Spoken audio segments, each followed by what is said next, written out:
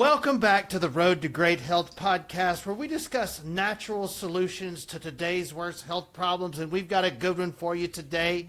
I'm Dr. Kevin Linderman from Dr. Kevin's Wellness Clinic in South Louisiana, and I'm joined by the one and only Dr. Rob DeMartino out of Las Vegas, Nevada. Doc, how's it going? We got the holidays out of the way. Holidays are out of the way. I'm displaced in a different office because my office flooded yesterday from a washing machine issue. So yeah, why I look a little bit different on camera, but it's okay. Happy New Year. It's going to be a great one. Welcome to 2026, right? That's right. Way to walk into a puddle. Well, guys, we got a really good show for you today. We get so many questions about thyroid disorders. And I feel, and Doc, I don't know if you agree, I'm sure you do, but the thyroid is one of the most misunderstood organs in the human body, not just by patients, but also by doctors, right? Yeah, for sure. It's one of those that I think gets kind of like lowered on the totem pole because people believe like, well, you could live without it. Right. Yeah, but you're going to suffer, and it's involved in so many other systems that it just gets overlooked. And so much of it, which we'll talk about, is the way that we as doctors are taught to evaluate it. I'll tell you this quickly. The way that they taught us to evaluate it was created in 1961. They teach it exactly the same way now. They taught it 25 years ago when we were in school. They teach it exactly the same way now. We know a little bit more now. We should be doing better. Yeah, this is one of those conditions that sort of gets under my skin because it just seems so lazy. You know, oh, your thyroid's not working. Take this Synthroid. You know, have a good day. Next, bill it. That's if they even find that it's not working. I mean, half the time I have people come in and they say, they have all the thyroid symptoms, and then the doctor will tell them it's not your thyroid because they don't check it correctly. And then the person goes on this wild goose chase for 2 or 3 years, and then they come into our office and then we check it properly. And I'm like, are you sure it's not your thyroid? And they're like, no, they told me it's not. And you check it properly, and it's like, it's your thyroid. It's always been your thyroid. And then they get all mad, and they should be mad, but it's frustrating because now they've wasted 2 or 3 years feeling sick and, running around and doing all this stuff. The problem was staring them in the face. They just didn't do it right. Yeah, and I think the reason that happens is really twofold. Number one is the ranges they use to call normal are ridiculously broad. Yeah. I think normal TSH is something like 0.3 to 5. And you could feel absolutely terrible at 0.3, but if you're 0.31, thyroid's good. Yeah. And so the ranges are way too broad, and they don't look at the right numbers anyway, right? Yeah, they and really this is, to be fair, it's probably an insurance company issue, right? Yeah. Like they'll you run this one marker, and if that marker's off, you run TSH. If that's off, we'll run T4. And the reason that they hold them to that is just because that's what you medicate around. So if the only treatment is medication, then that's the only numbers that matter because you're going to only prescribe if those numbers are altered, right? So they're like, we're not going to pay for everything else if you're not going to do anything about that anyways. So in a weird way, I can see their perspective of it. But at the same time, 80% of the time, you could have a massive thyroid problem and those numbers be correct. Mm-hmm. So you have a pretty good chance of having a thyroid problem, even if those numbers are okay. Right. And if they're not okay, it's really bad, right? Well, if it's not okay, what always gets me is when patients will come in and they'll say, well, I'm treating my thyroid. Well, how are you treating your thyroid? Well, I'm taking, Synthroid or levothyroxine or whichever medication. So I say, okay, so that's hormone replacement. And I'm like, so what are they doing to get your thyroid to work? And again, it's a purposeful question, right? And everyone's like, what do you mean? But they're not thinking of it as hormone replacement. Basically, all it is it's giving you the hormone that your thyroid's not making. It doesn't address the problem. It doesn't address why it's not making that hormone. It doesn't do any of those things. It just gives it to you. And of course, that's so short-sighted. But again, their feeling is you could live without your thyroid. At some point, it's going to die and we'll cut it out, or you'll get cancer in it and we'll cut it out. So you might as well feel good now and not worry about that. Just cross that bridge when you get to it. But you'd kind of like to keep that gland if you could and have it work really well. Yeah. Those are options. They just don't know that. Right. It really is a funny conversation. It's, well, I have thyroid disorder. Okay, well, what are you doing to treat that? I'm taking Synthroid. Okay, what are you doing to treat your thyroid? Well, I just told you I'm taking Synthroid. Okay, what are you doing to treat your thyroid? And patients come to this realization like, oh my gosh, I'm just replacing what a damaged thyroid can't do. I'm not doing anything to address that. Yeah, it'll never get better. And it is significantly worse when you get into the Hashimoto's conversation, when you start getting into the autoimmune vein of that. And, it just spirals out of control, and people will suffer for incredibly long periods of time when there's absolutely no reason. And then the other big thing about thyroid is what we would consider a gateway disease. Right? It leads to other problems. That's why the symptoms are so broad, because the thyroid backs up almost every system inside of your body.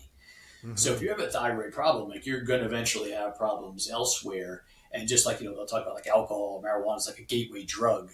Thyroid's a gateway disease where it's going to lead to other problems. So with people all the time, I was with somebody the other day, said, well, I have multiple sclerosis.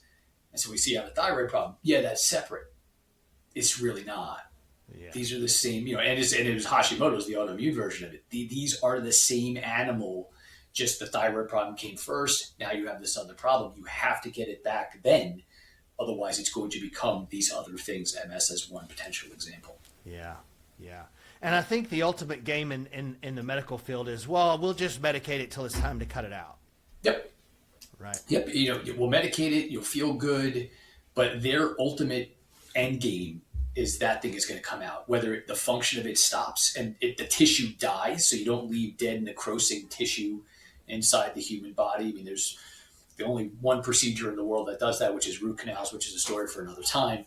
But the other side of it too is if the gland turns cancerous, and there are versions of Hashimoto's that turn cancerous, and there's versions that don't, and there are versions that do. And they're like, you either get cancer and you take it out, or it just stops working and the tissue dies, and you don't want to crowd dead tissue inside your system, so we take it out.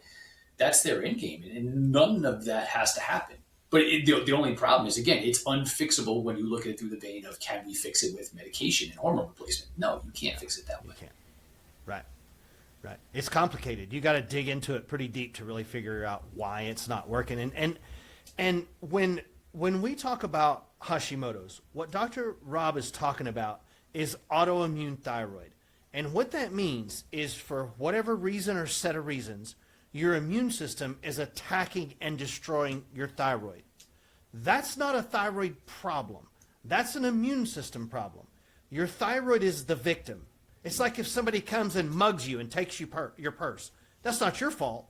That's the criminal's fault.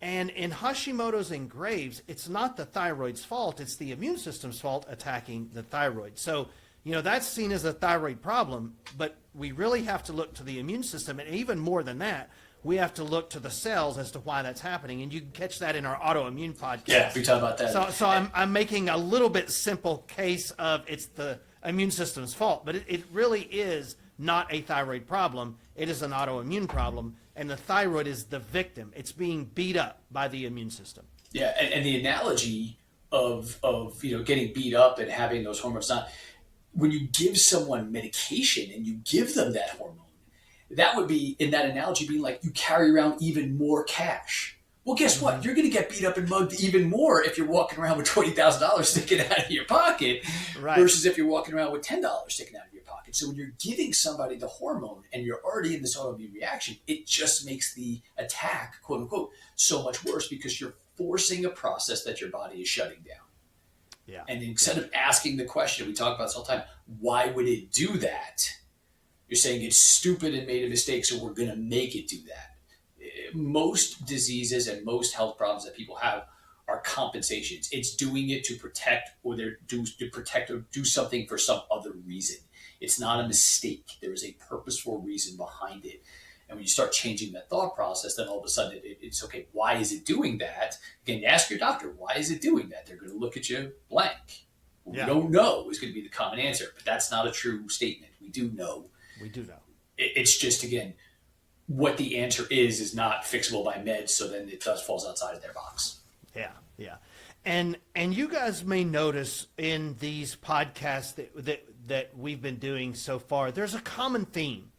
And that theme is your body is smart and it knows what it's doing and it doesn't make a lot of mistakes. Your body's not stupid. It's not, oh, your body's stupid, your blood pressure went up. Oh, your body's stupid, your blood sugar went up. Everything that's happening in your body is happening because your body is doing the best it can with the really crappy hand that it's been dealt in 2025, 2026, and before that. So the idea is How do we give it a better chance to do what it was genetically programmed to do? How do we get your cells to do what they're supposed to do? And that's always sort of that first driving question whenever we talk to a patient. Why is the body doing what it's doing, and how do we get it to do something better? Yeah, and I think an important side function of this too is talking about this idea of the whole purpose of doing this was to educate, right? To try to get this education for people, because so many people I talk to, they just feel so out of control, right? They don't know what's wrong. They've been told that their body's dumb and making mistakes, or everything looks great even though they feel terrible, or whatever the case may be. But that responsibility is a bit of a scary thing, right? Because some people want the responsibility. It's like, hey, if I know what it is, then I can do what I need to do to fix it. But at other points, people kind of like this idea of like, hey, I don't know what's wrong. They don't know what's wrong. It's just been dealt a bad hand. The whole purpose of this education, and even the podcast, is to try to give you actionable things, different thought processes around what can you do about that, because these are fixable problems. I know people tell you that they're not, and then we come on here and say that they are, and that causes a whole other separate set of BS ranges going off for people. But at the same time, it's the thought process that's different. It's the tools and the ideology. It's different. But you may be doing stuff wrong that's not your fault just because no one ever told you. Right. Right. Or half the time, half of the advice I hear docs giving is wrong. Yeah.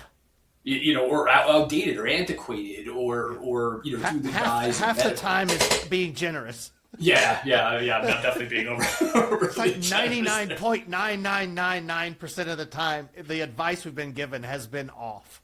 It's so much that there's half the time where I have to stop and go, am I the crazy one? Like, is this ego? Like, what is this? But I'm like, is this clear? I was like, I got about 15 papers that say that I'm right here. And you start looking at, but again, it always is coming from that lens. And I think it's one of the biggest differentiations between doctors is looking at the body as a smart entity that does what it needs to do to survive, when given a bad hand, versus it's going to constantly be dumb. It's going to constantly make mistakes. And that's all disease is. Disease is just a process of aging. I was actually reading something yesterday that they said basically longevity on the highest level possible is about 10% genetic. So how long you live on the highest level is probably more like 7%, but it's about 10% genetic, 7% genetic chance. The other 90% of it is what you do in this life. So that's what the whole purpose was, to give you those things so you can make those choices to better your outcomes. And thyroid just happens so much that it is a logical place to talk about next. One of the most interesting things about thyroid that people don't realize, patients seem to come in and think their thyroid makes thyroid hormone and it just works when it works, and then it stops working, and there's one step to it, and it's a real simple process. Your thyroid, there are several steps that your thyroid goes through to make usable, actionable thyroid hormone. It's like an assembly line to build a car. One person puts the windshield on, one person puts the headlights, one person puts the tires on. And if part of that assembly line is not working correctly, you're not going to have a good car at the end of that. And so one of the reasons why Dr. Rob spent so much time developing our thyroid panel, it's like 12 different markers just for the thyroid. Because we have to look at every single step so that we can see, that conversion didn't happen. It was working up till here and then it stopped. Or the organ wasn't recognizing that step, so now it failed the second step. And so it's a process of looking at all of the markers for the thyroid as an assembly line so that at the end of it, we can end up with usable, healthy, functional thyroid hormone. And that's the difference between looking at one or two numbers and looking at 12, is we can see where that assembly line's breaking down. Yeah, because if the assembly line breaks down past those two markers, those are the first two. So step 1, step 2 is fine. If we lose you at step 10, they're going to tell you your thyroid looks great and you don't have a thyroid problem. And then you go at least 2-3 years searching for other problems, but it was just the problem was at step 10. And again, eventually it makes its way up to the top, but you lose a lot of time, you lose a lot of health in those ideas. And you always have to remember too, think of the thyroid is kind of like the mom, and this is with no disrespect to the dads out there who do a lot, but it's kind of like the mom of the body. Everybody else goes first. Thyroid backs up everybody else, and then thyroid goes last.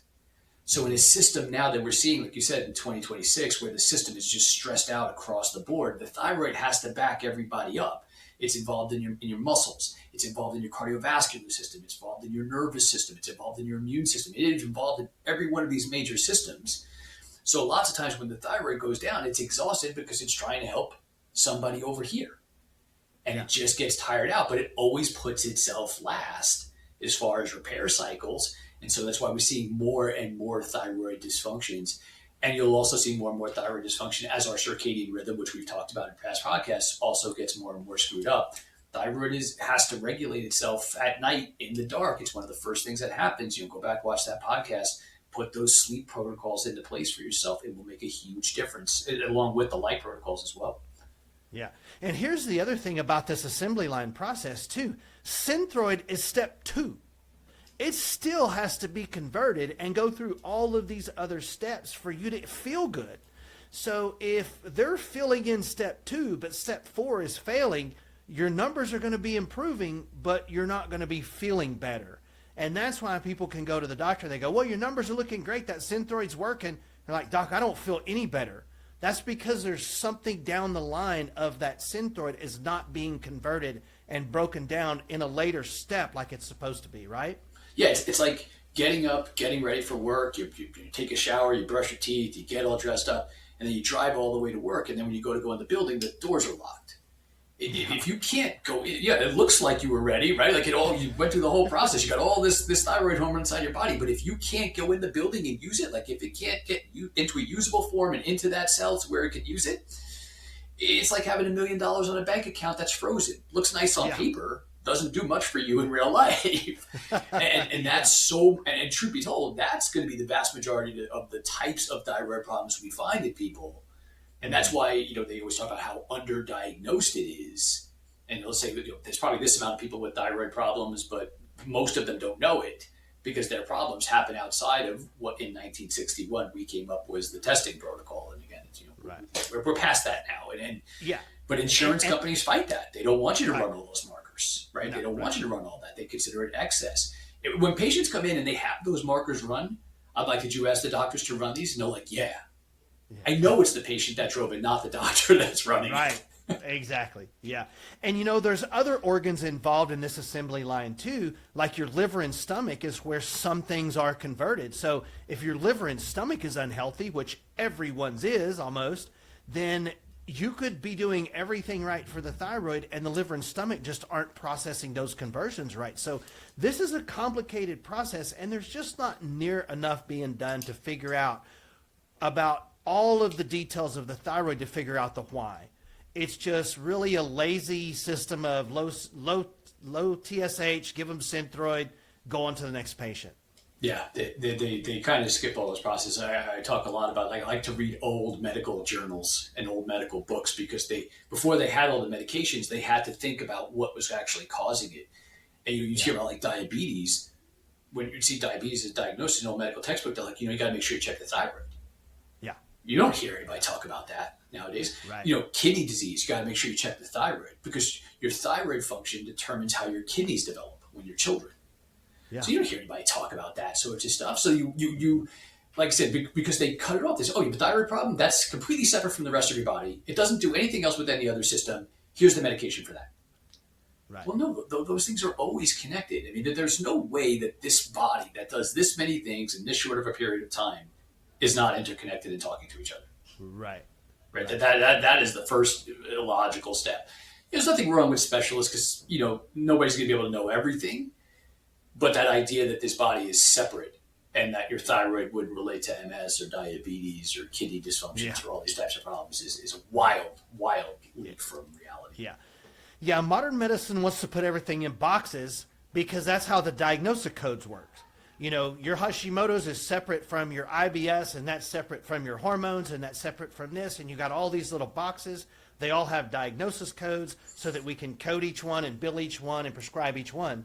But in functional medicine, it's about, let's look at all of these in one box to figure out the bigger story of kind of why that's happening. Yeah, because it's, like I said, it all comes down to trying to name it. Because ultimately, we got lazy in the fact of, well, we have a drug for this, we have a drug for that, we have a drug for this. So they don't go back in that critical thinking process and think about, okay, what caused this? This is the problem. This is the solution. You got like you said, T4 is low. We're going to give you this drug. You got diabetes. We're going to give you a separate drug. We got this. They're not going past that first step. It's just this to that to this to that.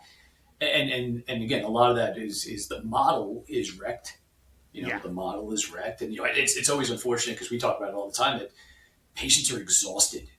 By the time they get to us, they are exhausted. And we call it, conventional medicine fatigue, right? Like they just get beat up and they just keep checking the same thing over and over again. And I'm like, good news, it's not that. Yeah. So the next logical thing is to look here. But if no one tells them that, you're just stuck on this merry-go-round of feeling you get no help, and it's frustrating at the very, very least. Right. Yeah, they're discouraged. They dislike pretty much doctors at this point. They're frustrated. And by the time they get to us, a lot of times, we have to say, look, this is a totally different program here. Like we're not doing that. We're doing something different. Yeah. Doc, let's get into a little bit of the science of the thyroid. I want to talk about, obviously, the T4 in thyroid hormone. Those fours are iodine. Mm-hmm. And so I wanted to talk a little bit about things like mercury and fluoride and what that does to the thyroid gland in 2025, 2026. And the way I understand it, and correct me if I'm wrong on this, but you have tyrosine with 4 iodines.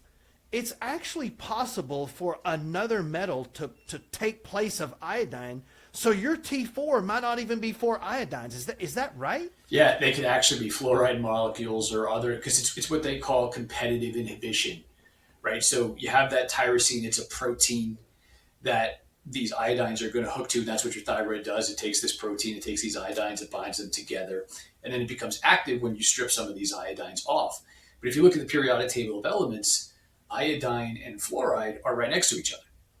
Right, so they are the same category of chemicals. It's all lined up as what's the same. So a fluoride atom, a fluoride actually looks exactly like an iodine. So it can bind there and it will compete for that spot. And fluoride is incredibly bad for your health. It is a massive electron stealer.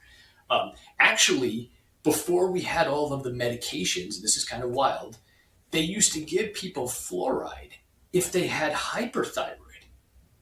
So if their thyroid was producing too much hormone, they would give them fluoride to suppress their thyroid function. And they gave them the amount that they typically find when they check our water supply.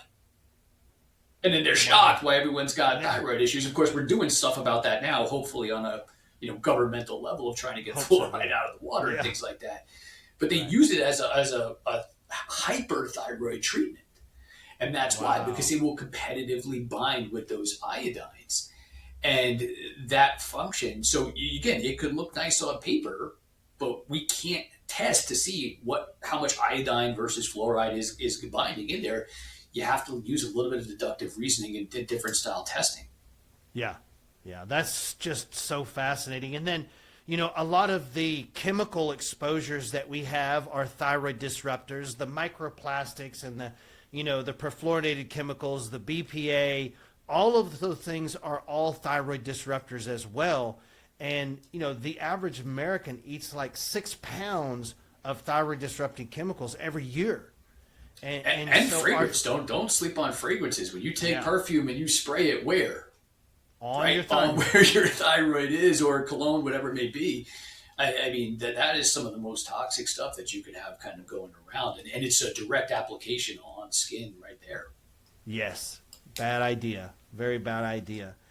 And so let's get into autoimmune, because there's 2 types of autoimmune with thyroid, right? There's Graves and there's Hashimoto's. Graves is an autoimmune that makes your thyroid overactive, and Hashimoto's is an autoimmune that makes your thyroid underactive, but they're both autoimmune diseases. Correct. Hashimoto's way more common than Graves. Yeah. Typically, if you find somebody who has Graves, there's a third-party problem inside the body. So the thyroid, like I was saying before, is the mom. It backs everybody up.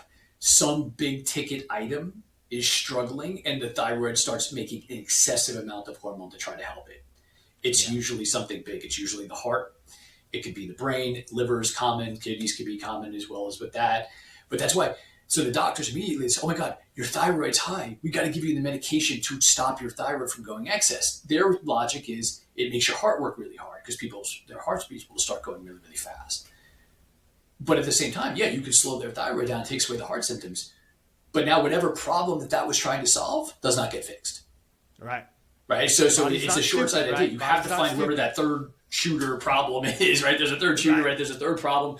You got to find whatever that is. The more common finding is that Hashimoto's side of it is that the thyroid, as it's trying to play this major role in helping energy production in all of the major systems in our body, when that gets run down, the thyroid starts to get beat up. And the more our circadian rhythms get screwed up, the more pressure we're putting on with all these chemicals.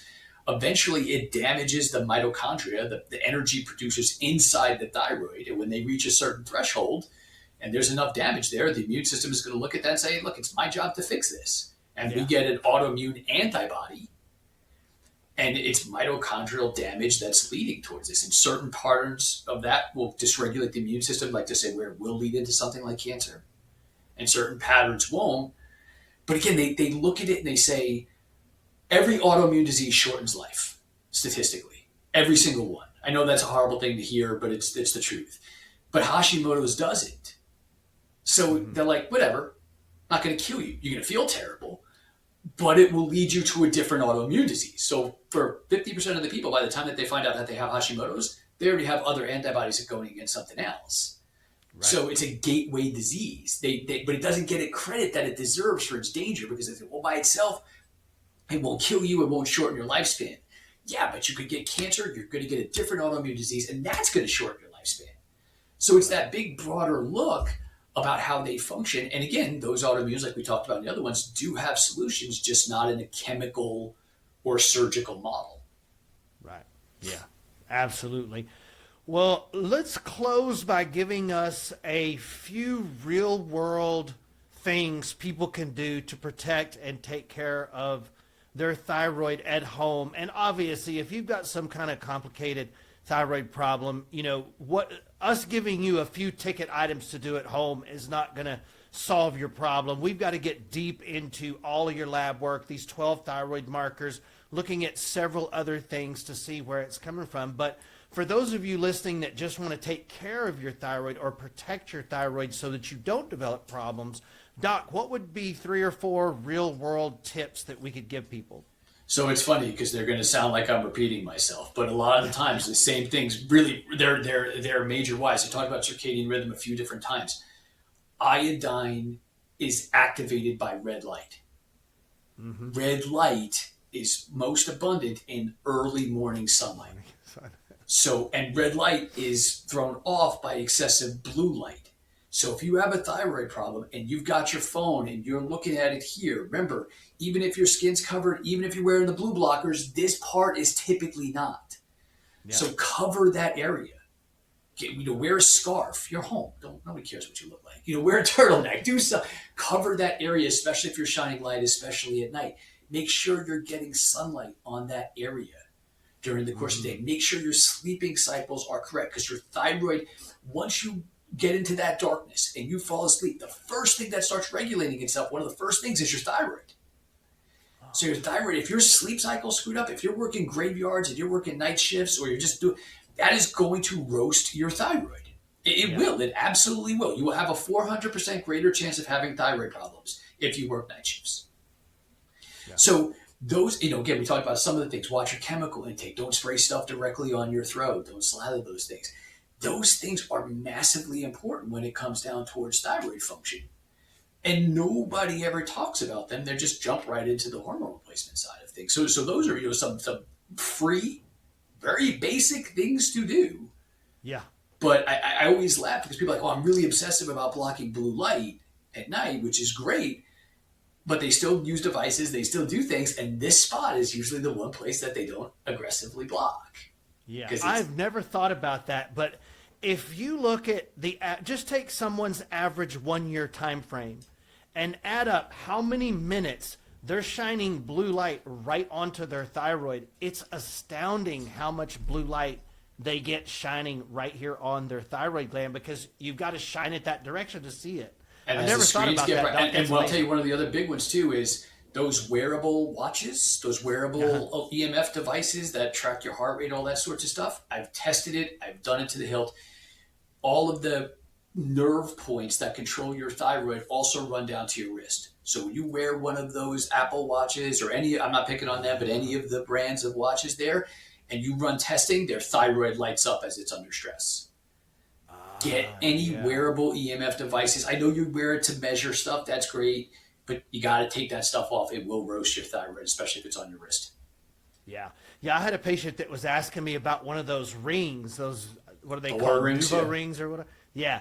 And, he was all excited because we could measure his metrics. And I said, well, that's okay. I said, but just take it off at nighttime. Wear it to measure yourself and then take it off. It's like anything else, right? You do this test for a little bit of time and then you stop. You don't have to then get do rid it of it. every single night, right? Like do the right things, test at certain intervals. It's not meant to be worn 24/7. And the more that we get into this wearable technology, the more of these problems that we have. And if it's on your wrist, your thyroid's the target. Man, today was fascinating, Doc. This was great. There's so much misinformation out there about thyroid. I'm glad we're able to hopefully dispel some of it today, for sure. Yeah. Well, guys, listen, thank you so much for joining us. Make sure that you catch next week's podcast. And, Doc, thanks once again. My pleasure. Have fun. We'll see you guys next week.